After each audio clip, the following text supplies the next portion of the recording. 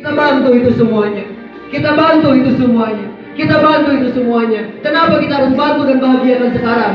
Karena kita nggak pernah tahu kapan kita berpisah dengan mereka. Karena kita nggak pernah tahu kapan ayah dan ibu kita meninggalkan kita. Coba Anda kenang suatu saat nanti ibu Anda akan dimandikan di hadapan Anda. Coba Anda ingat dulu pun ibu Anda memandikan Anda waktu kecil berapa kali lamanya. Berapa kali waktu Anda bayi dimandikan pagi, malam.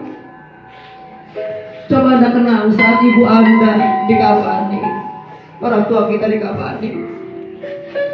Dulu waktu kecil berapa kali kita popok kita digantikan. Bahkan tengah malam saat terkantuk-kantuk ayah dan ibu kita bangun menggantikan baju kita yang basah karena kita ngomong. Pagi-pagi mereka sudah berangkat kerja. Coba Anda kenang saat ibu Anda disolatkan, Anda teringat berapa kali Anda meninggalkan sholat 5 waktu? Berapa kali Anda meninggalkan sholat 5 waktu? Anda teringat ketika ibu Anda ngaji, Anda tidak mau, malah membentak mereka. Sholat, Anda tidak mau.